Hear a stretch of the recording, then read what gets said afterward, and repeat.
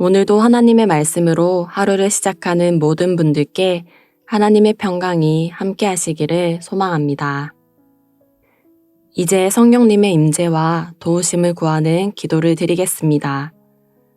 성령님, 오늘 이 시간 우리의 마음을 깨워주시옵소서. 주님의 마음으로 하루를 살아갈 수 있도록 주님의 말씀으로 우리의 심령이 물드는 하루가 되게 하옵소서. 예수님의 이름으로 기도드립니다. 아멘. 이제 하나님께서 오늘 우리에게 주신 말씀을 읽겠습니다. 먼저 구약성경 이사야 65장 8절의 말씀입니다. 주님께서 말씀하신다. 포도송이에 아직 즙이 있으면 사람들은 그것을 상하게 하지 말라. 그 안에 복이 들어있다고 말한다. 이처럼 나도 내 종들을 위해 모든 것을 망하게 하지는 않을 것이다. 신약성경 요한복음 3장 17절의 말씀입니다. 하나님이 그 아들을 세상에 보내신 것은 세상을 심판하려는 것이 아니라 세상이 그를 통해 구원받게 하려는 것이다.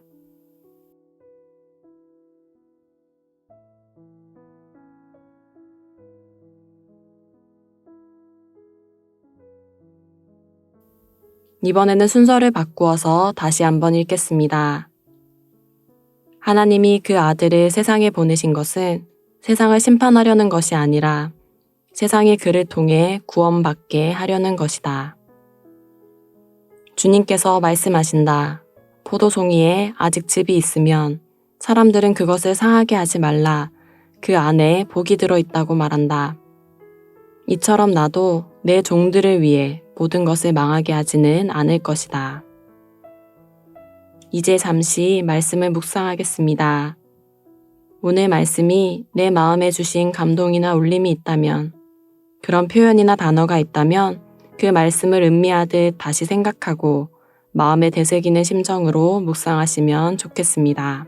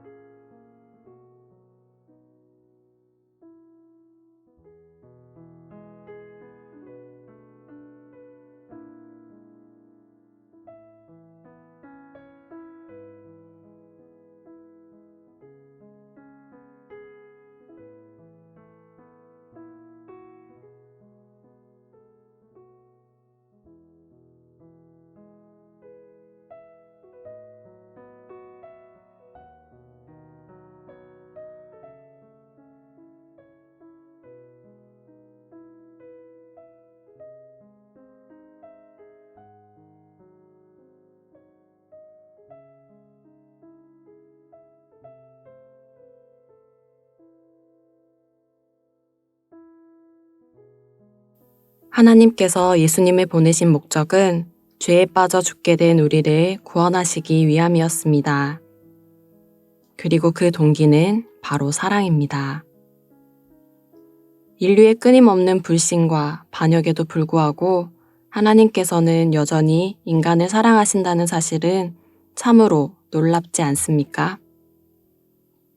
인간으로 오셔서 십자가에 달리신 예수님을 생각하면 하나님께서 우리를 얼마나 사랑하셨는지를 알 수 있습니다.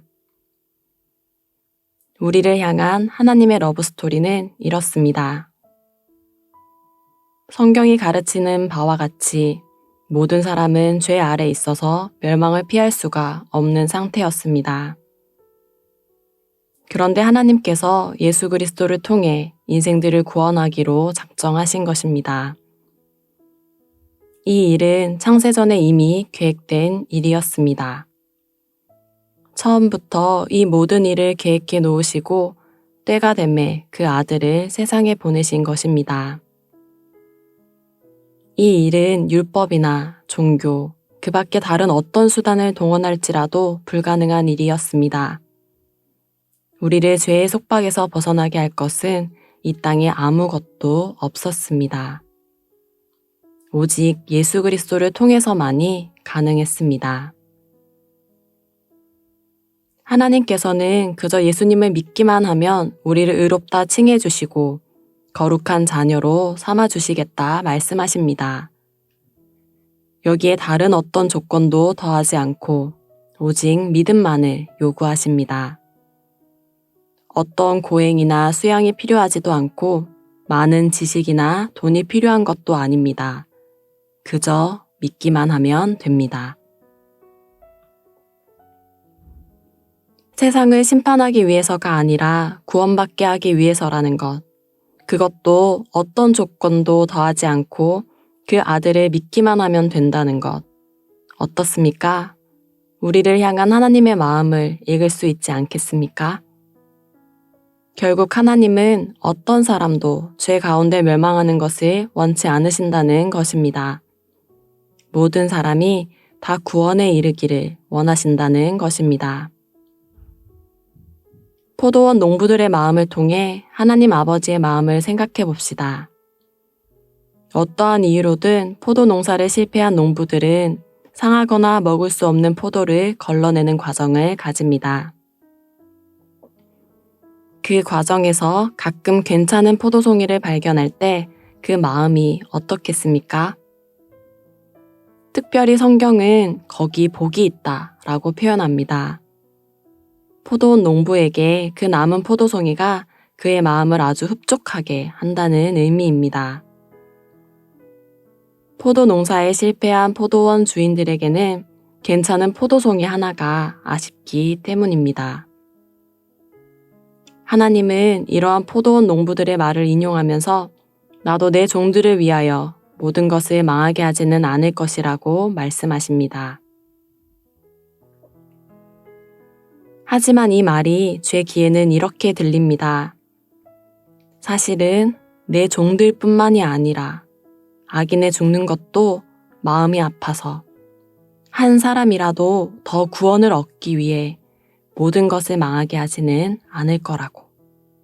그렇게 고백하시는 하나님 아버지의 마음 말입니다.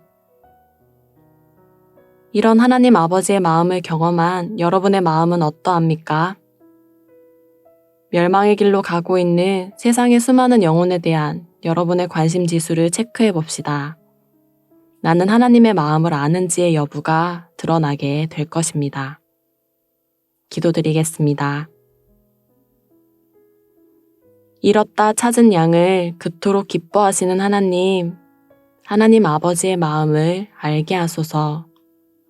그래서 하나님 아버지의 마음으로 세상을 볼 수 있게 하시고 그 마음으로 주변을 돌아보게 하옵소서.